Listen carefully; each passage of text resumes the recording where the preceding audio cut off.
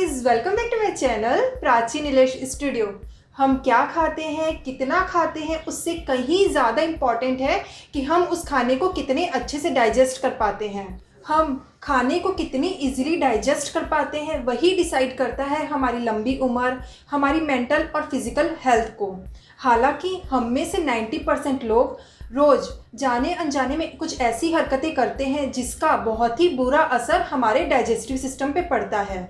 आयुर्वेद की माने तो 90% से ज़्यादा बीमारियों का कारण है हमारा जो डाइजेशन का प्रोसेस है वो अच्छे से नहीं हो पाना।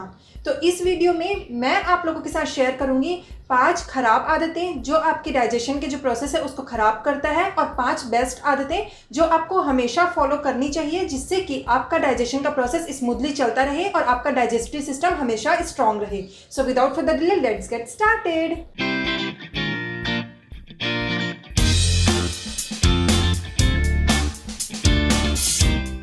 सबसे पहले मैं आप लोगों के साथ शेयर करूंगी 5 वर्स्ट हैबिट्स जिसका सीधा बुरा असर हमारे डाइजेस्टिव सिस्टम में पड़ता है और जिसके कारण हमें जाने अनजाने बहुत सारे डाइजेशन प्रॉब्लम फेस करने पड़ते हैं। फर्स्ट, खाना खाने के बाद नहाना। कई बार क्या होता है, हम रात में ऑफिस से आते हैं तो आने के बाद हम पहले खाना तो खा लेते हैं, फिर खाना खाने के बाद हम नहाते हैं, या फिर मॉर्निंग में हम पहले नाश्ता कर लेते हैं और उसके बाद हम जो है नहाते हैं। तो ऐसा बिल्कुल भी नहीं करना चाहिए, क्योंकि जब कभी भी हम खाना खाते हैं या कुछ भी खाते हैं तो उस समय हमारी बॉडी का जो टेम्परेचर है वो इंक्रीज़ होता है। क्यों? क्योंकि हमारा जो फूड है वो अच्छे से डाइजेस्ट हो पाए, वो डाइजेशन के प्रोसेस के कारण हमारी बॉडी का टेम्परेचर इंक्रीज़ होता है। और अगर आप खाने के बाद नहाते हैं तो बॉडी का टेम्परेचर जो है वो डाउन हो जाता है, जिसके कारण आपका जो खाना है वो अच्छे से डाइजेस्ट नहीं हो पाता और वो अंदर ही अंदर जो है टॉक्सिन का रूप लेते रहता है। तो ऐसा आपको बिल्कुल भी नहीं करना चाहिए। आपको हमेशा पहले नहाना चाहिए, उसके बाद ही आपको खाना खाना चाहिए। कुछ लोग खाने के तुरंत बाद जो है वो पानी पीते हैं, ऐसा बिल्कुल भी नहीं करना चाहिए। आयुर्वेद में इस चीज़ को जहर के समान बताया गया है। आपको हमेशा खाने के पहले नहाना चाहिए और खाने के 30 to 40 मिनट्स के बाद ही पानी का सेवन करना चाहिए। Second, wrong food habit and wrong combination. कुछ लोगों का खाने का जो कॉम्बिनेशन है वो बहुत ही ख़राब होता है, जैसे कि खाने के तुरंत बाद चाय पीना, चाय के साथ या दूध के साथ नमकीन का सेवन करना, खीरे का रायता खाना, या फिर फ्रूट्स और दूध को मिक्स करके लेना या फ्रूट्स और दूध को साथ में लेना। ऐसा बिल्कुल भी नहीं करना चाहिए, क्योंकि ये आपके डाइजेशन के प्रोसेस को ख़राब करता है। और जिनको पहले से ही डाइजेशन की प्रॉब्लम है उनको दूध वाला दलिया और मैंगो एंड बनाना शेक बिल्कुल भी नहीं लेना चाहिए। शाम को 6 बजे के बाद आपको ना ही फ्रूट्स और ना ही सैलड, दोनों का सेवन बिल्कुल भी नहीं करना चाहिए, क्योंकि ये दोनों चीज़ ऐसी हैं जिनका सेवन करने से आपका जो डाइजेशन का प्रोसेस है वो धीरे हो जाता है। तो शाम को इसका सेवन बिल्कुल भी नहीं करना चाहिए। आपको हमेशा मॉर्निंग में ब्रेकफास्ट से पहले और दोपहर में लंच के पहले आपको सैलड और फ्रूट्स का सेवन करना चाहिए और उसके बाद ही अपना जो मील है वो लेना चाहिए। तो इससे आपके डाइजेशन का जो प्रोसेस है वो बहुत ही स्मूथली चलते रहेगा। आपको एक साथ बहुत सारे ड्राई फ्रूट्स कभी भी नहीं खाने चाहिए। आपको ड्राई फ्रूट्स हमेशा थोड़ा थोड़ा करके ही खाना चाहिए, क्योंकि ड्राई फ्रूट्स की तासीर जो है वो गर्म होती है, जिसके कारण आपके शरीर में गर्मी बढ़ती है और शरीर जो है खुश्क होता है।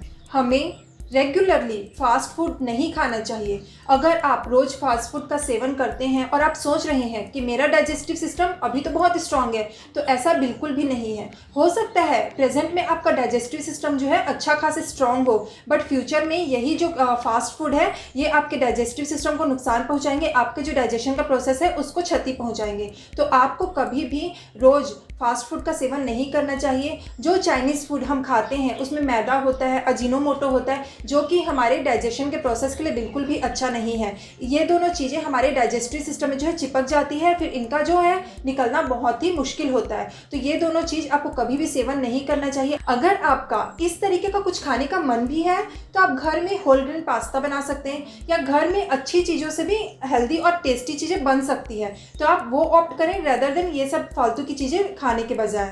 Third, meal preparation for the week. आजकल ये एक ट्रेंड सा बन गया है। लोग क्या करते हैं, पूरे हफ्ते का खाना बना के फ्रीज में स्टोर कर देते हैं और पूरे वीक उसे यूज़ करते जाते हैं। ऐसे खाने को आयुर्वेद में बासी खाना कहा गया है। ये खाना हमारे शरीर के लिए बिल्कुल भी अच्छा नहीं है। ऐसे खाने से हमें कोई न्यूट्रिशन नहीं मिलता और साथ ही साथ ऐसे खाने हमारे शरीर में जो है टॉक्सिन पैदा करते हैं।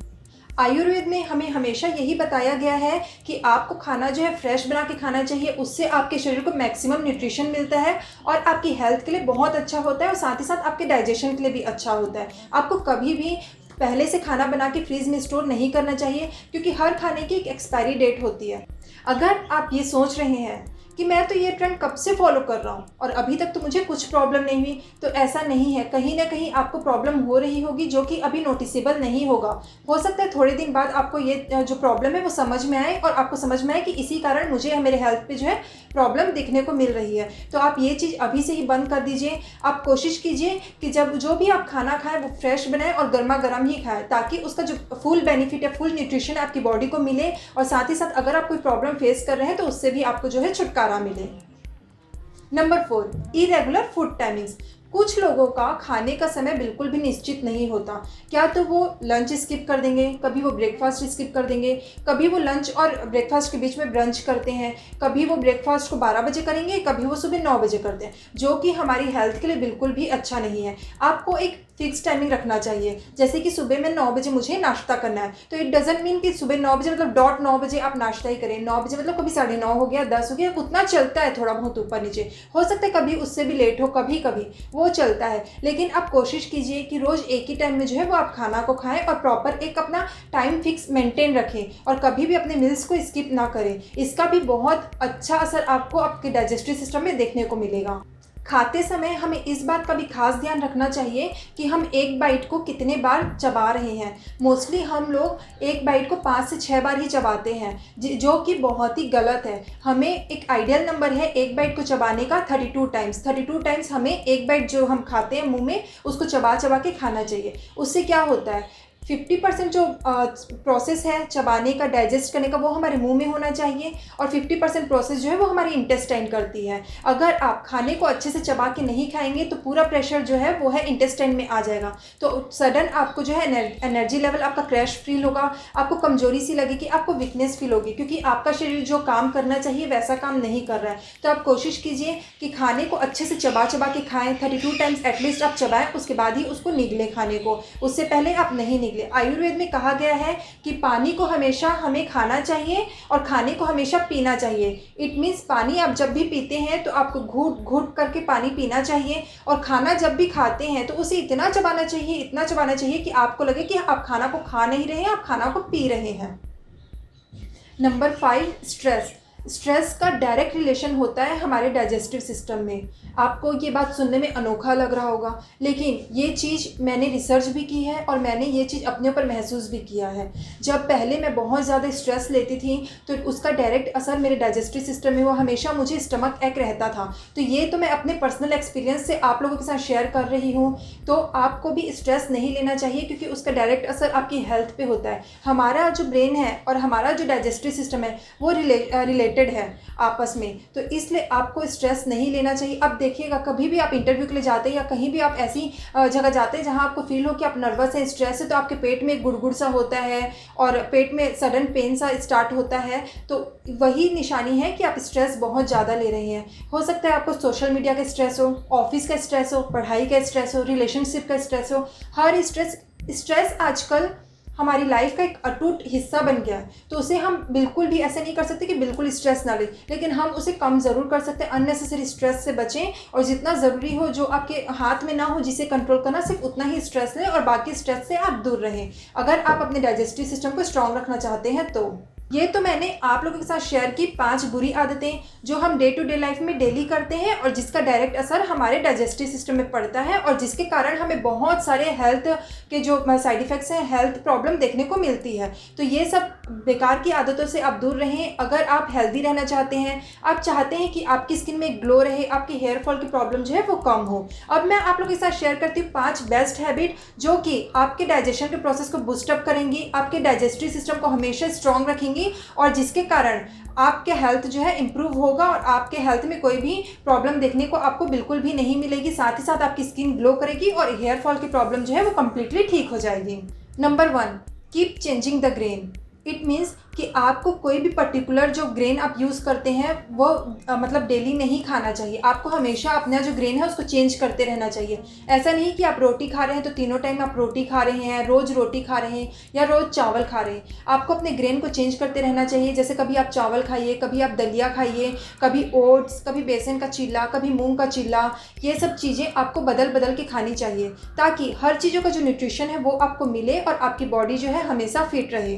अगर आप रोटी भी बनाते हैं तो रोटी बनाने के लिए अपना जो ग्रेन है उसको चेंज करते रहिए। जैसे आप कभी गेहूं के आटे की रोटी खाइए, कभी बाजरा, जवार, नाचनी, रागी, बकव्हीट, ये सब ग्रेन्स के आप बदल बदल की रोटियां जो है खा सकती हैं। या फिर ये सब ग्रेन को मिक्स करके आप एक मल्टीग्रेन की रोटी घर पे ही बना सकती हैं। ये सब ग्रेन्स के अपने ही न्यूट्रिशन वैल्यू है, किसी में कोई चीज़ का बेनिफिट है, किसी में कोई न्यूट्रिशन है। तो अगर आप हर चीज़ों को मिक्स करके या हर चीज़ें बदल बदल के खाएंगी तो हर चीज़ों का न्यूट्रिशन जो है आपकी बॉडी को मिलेगा।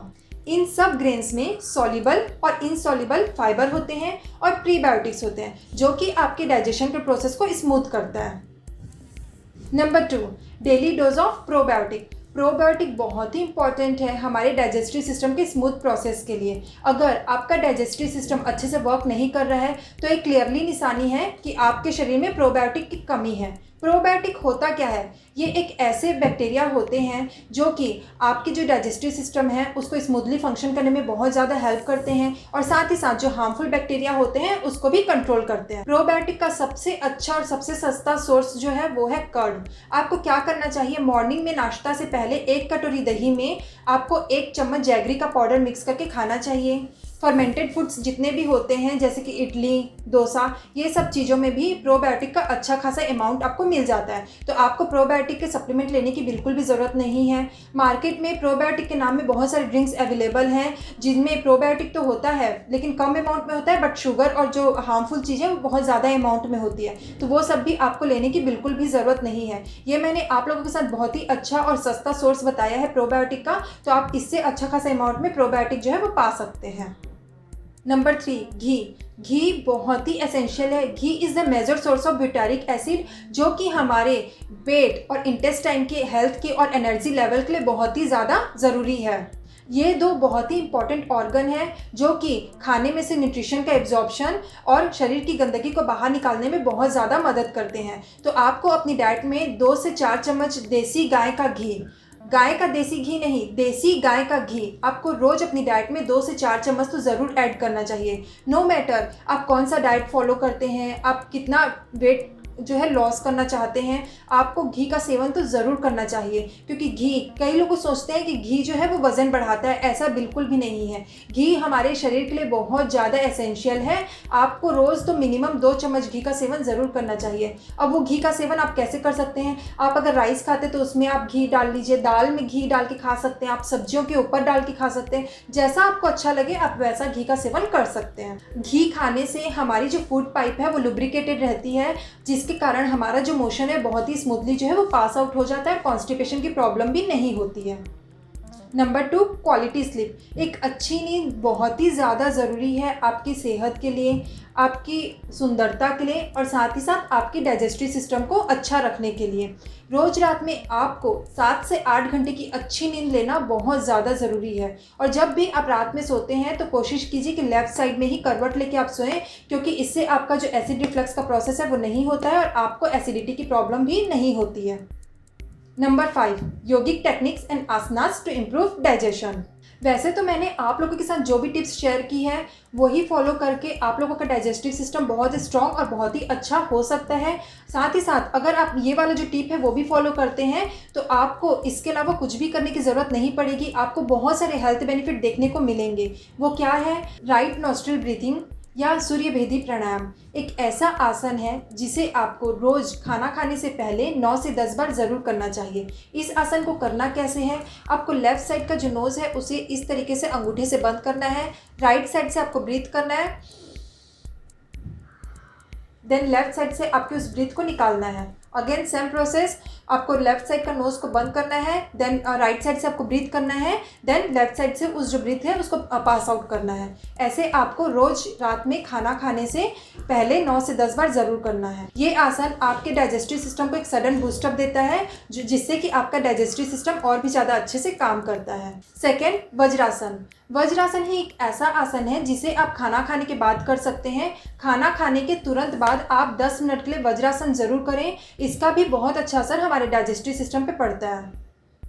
ये तो मैंने आप लोगों के साथ शेयर की 5 बुरी आदतें जिसका बहुत ही बुरा प्रभाव हमारे हेल्थ पे, हमारे डाइजेस्टिव सिस्टम में पड़ता है और जिसका रिफ्लेक्शन हमारी स्किन और हेयर में देखने को मिलता है। 5 बेस्ट आदतें भी मैंने आप लोगों के साथ शेयर की है जिससे आप अपने डाइजेस्टिव सिस्टम को बहुत ही स्ट्रॉन्ग कर सकते हैं। और डाइजेस्टिव सिस्टम स्ट्रॉन्ग रहेगा तो आपकी स्किन भी अच्छी रहेगी, हेयर भी अच्छी रहेगी और आपको बहुत सारे हेल्थ बेनिफिट तो मिलेंगे ही मिलेंगे।